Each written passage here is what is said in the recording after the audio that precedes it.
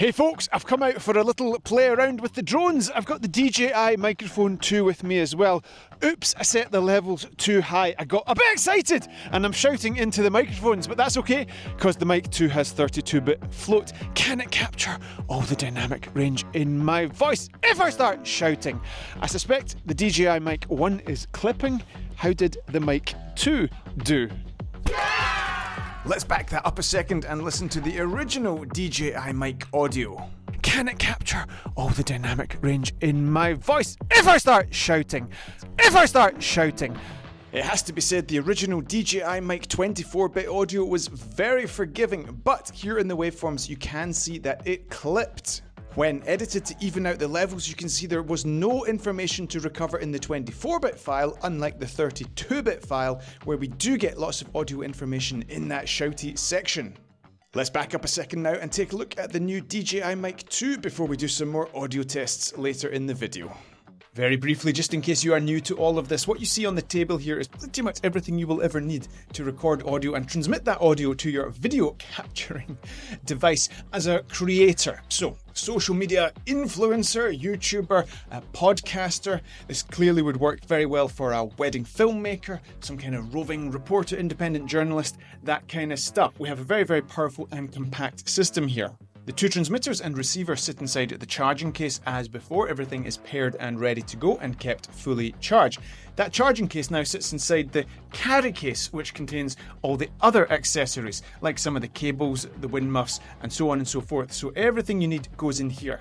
We're going to talk about the wireless transmission system in a second and the numerous connectivity opportunities that we have. But first things first, in here we have 8 gigabytes of storage, which allows internal recording. There's a little microphone in this transmitter. It's recording now. This is what I'm speaking into. This is what you are hearing. Many people will refer to this recording as a backup recording. For us, this is often a primary recording. It is so easy to just grab one of these transmitters and just think of it as a portable sound recording device. Press record, you're good to go. Yes, in those scenarios, you have to pair up that audio with your video recording device. But what I particularly like about this is, first of all, the 32-bit float opportunity that we have is contained in this transmitter.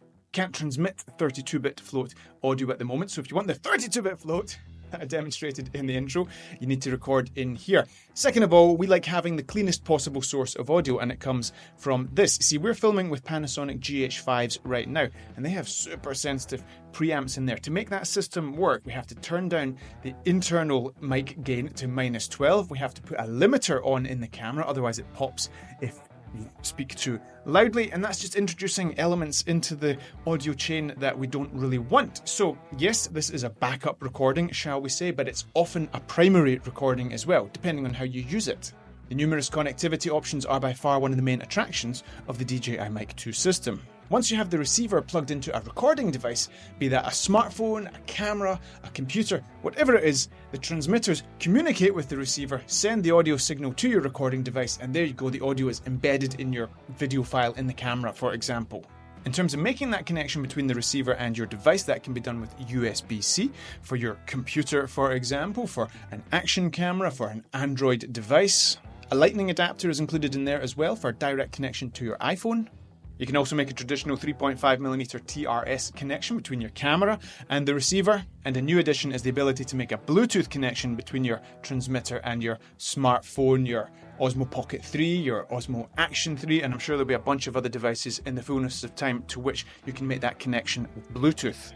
Sticking with the receiver, we have a touchscreen for changing any of the settings for the receiver and the transmitters. Very easy to use, even with fat fingers, no issues there. We don't have to connect the system to the computer to get access to some more options. For example, there's no chance of doing that anyway because there's no app associated with this. Everything that you need to do can be done from the touchscreen on the receiver. We also have a new clicky scroll wheel on here for changing the gain levels of the receiver and the transmitters. Works very nicely. The transmitters on the Mic 2 are quite similar to the transmitters on the Mic 1 in terms of size and appearance, at least. Shiny, kind of clear plastic there on the front with DJI written across. I mean, it looks super stylish for sure. It's not always going to be the case that you want that to be seen and kind of picking up reflections and all that kind of stuff, although I understand why DJI would want you to wear a little DJI advert at all times. But, you know, if you're filming a wedding, that might not be suitable. Maybe use the new DJI lavalier mic. That way you can put the transmitter into the pocket have a lavalier here, just as you would with any other microphone system. Big fan of the new wind muff design, believe it or not.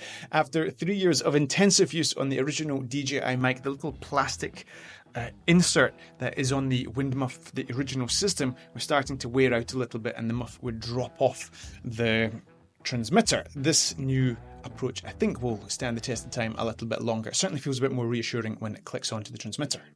There's no locking jack here for higher-end lavalier microphones, but DJI have gone some way towards addressing that by having a little cable clip system on the back of the transmitter. Another useful and new feature is the intelligent noise cancelling, so at the time of capture we can reduce the unwanted background noise in our signal. This is DJI lavalier microphone no noise reduction. No noise reduction, and let's see what it's like with the noise reduction. 1, 2, 1, 2. 1, 2, 3. This is a range test. I'll take this off. This will be the home point. I'll walk as far as possible and we'll measure the distance using this. Right, be with you in a second. Whether I've got my back to the camera or whether I'm facing the camera is going to make a huge difference in terms of audio quality. So let's get this show on the road before it gets dark. 20 meters with my back to the receiver. 20 meters facing the receiver. Everything should, of course, be absolutely fine.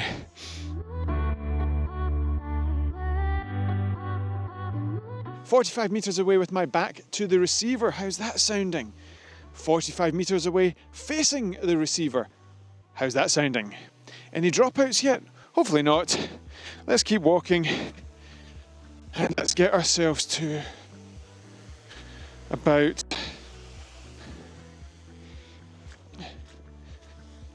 100 meters.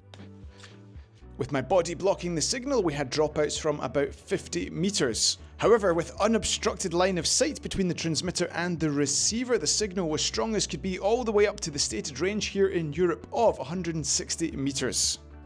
100 meters away from the receiver. How's the signal? Any dropouts? Now, is it nice and clear? Try one more time. 1, 2, 3, 4, 5, 6, 7, 8, 9, 10. Facing the receiver. Turn around. There's so many features to talk about here, I'm sure I won't be able to cover all of them, but there's a few more I want to bring to your attention. When the receiver is connected to your smartphone, you can run continuous power through the receiver and into your smartphone, so charging both the receiver and the smartphone at the same time from mains power. Now think about it, if you're recording YouTube videos from your phone, or you're doing podcasts or live streams or something like that, having continuous power is very attractive option. I'm on 1 bar on my battery on that camera now. That's going to be a pain when that runs out. Continuous power, great thing through the receiver. Again, in smartphone receiver mode, you can now stop-start the video recording using the transmitter. Added to that, you don't need to pull out the receiver to listen to what you've captured on your phone. Another feature that I really like when the receiver is connected to your camera via the 3.5mm TRS cable is you can synchronize the power on-off with your receiver and the camera. So when the camera is switched on, the receiver comes on. When the camera is switched off, the receiver goes off. Very useful.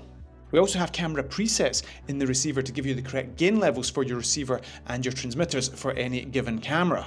For the price, the DJI microphone is going to be hard to beat. Added to that, the DJI lavalier that's just been introduced is a very favourably priced lavalier microphone. We're going to do more tests, more comparisons going forward. Stay tuned for any of that. In the meantime, ask any questions below for your own given use case scenario. We might compile a list of them and try and answer your questions in a future video. But for now, I hope that was a useful introduction, and we will see you next time.